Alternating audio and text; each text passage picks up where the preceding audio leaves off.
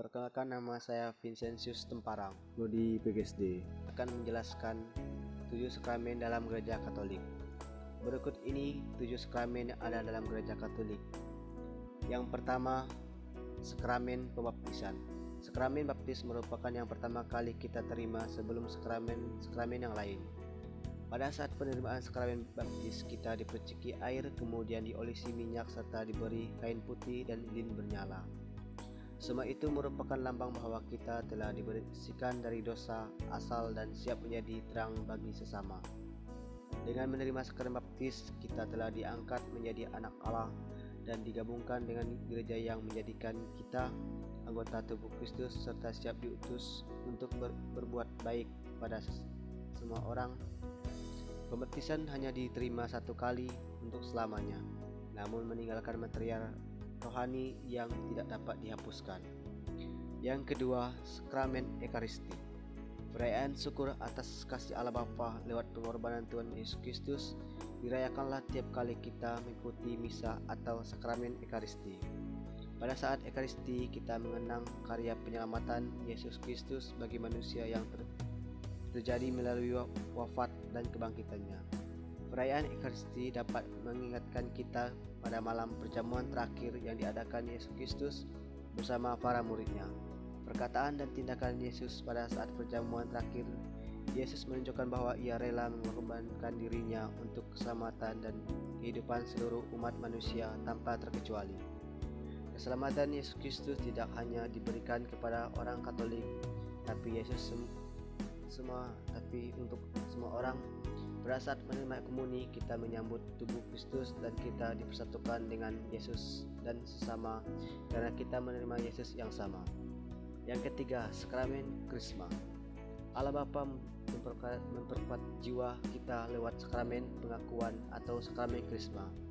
Pada waktu dibaptis, kita mendapatkan anugerah Roh Kudus yang menampingi kita sebagai anak Allah, dan ketika kita menerima sakramen Krisma, kita akan mengalami bahwa Roh Kudus yang telah kita terima pada saat pembaptisan dapat berkarya secara khusus dalam diri kita untuk mendapatkan dan mendorong kita untuk bisa menjadi semakin kuat dan dewasa dalam iman. Yang keempat, sakramen pengakuan dosa. Setiap orang pernah berbuat dosa dapat merusak hubungan kita dengan sesama dan Tuhan, sehingga membuat kita merasa tidak senang dan bahagia. Oleh karena itu, Allah Bapa menganugerahkan kita sakramen tobat atau pengakuan dosa. Di dalam sakramen ini kita mengakui dosa-dosa kita kepada iman karena Yesus Kristus sendiri telah memberi kuasa kepada imannya untuk melepaskan umatnya dari dosa setelah kebangkitannya. Melalui sakramen tobat kita menerima pengampunan dosa dari Allah Bapa beserta rahmat-Nya yang dapat membantu kita menolak godaan dosa di waktu yang akan datang, sehingga menjadi hidup kita lebih damai. Yang kelima, sakramen perkawinan. Dalam perjalanan hidup manusia, sebagai besar orang dipanggil untuk hidup berumah tangga. Melalui sakramen perkawinan, Allah Bapa memberikan sakramen secara khusus kepada pasangan yang menerima agar dapat menghadapi bermacam problem yang akan timbul setelah nikah.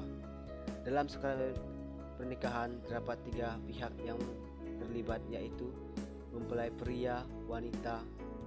Allah Bapa ketika mempelai pria dan wanita menerima sakramen ini, maka hadirlah di tengah-tengah mereka untuk menjadi saksi dan memberkati melalui perantaraan imam atau diakon yang berdiri sebagai saksi dari pihak gereja. Oleh karena itu, dalam Gereja Katolik, perkawinan bersifat kudus dan tidak dapat terceraikan. Yang keenam, sakramen tabisan atau imamat. Pada saat kita ke gereja dan mengikuti perayaan Ekaristi, maka yang akan mempersembahkan misa kudus adalah seorang iman. Para iman adalah orang yang dipanggil secara khusus oleh Tuhan Yesus Kristus untuk menjawab panggilan tersebut, maka mereka harus mengikuti pendidikan di sekolah seminari menengah, seminari tinggi, serta menjalani masa orientasi di pastoran. Di tengah umat setelah menyelesaikan tahapan pendidikan tersebut, maka mereka ditabiskan oleh uskup untuk menjadi seorang iman. Roh Kudus saat tabisan itu mereka menerima sakramen imamat dengan mengucapkan janji untuk taat kepada pemimpin gereja dan untuk hidup miskin serta selibat, yaitu tidak menikah. Yang ketujuh, sakramen pengurapan orang sakit. Semua orang pasti mengalami sakit. Ada yang mengalami sakit berat maupun sakit ringan. Orang sakit biasanya pergi ke dokter untuk mendapatkan pengobatan. Selain orang beriman berobat ke dokter, kita juga dapat menyerahkan segala persoalan penyakit kita kepada Tuhan, karena kita yakin bahwa Tuhan selalu memperhatikan orang sakit dan menyembuhkan banyak orang. Sakramen pengurapan orang sakit bukan semata-mata untuk menyembuhkan orang dari sakit yang dideritanya, melainkan dengan menerima sakramen tersebut, orang-orang yang sakit akan diberikan kekuatan dan penghiburan supaya sanggup menjalankan penderitaannya seperti saat Yesus menderita di kayu salib. Demikian dari saya pembahasan 7 sakramen yang ada di Gereja Katolik.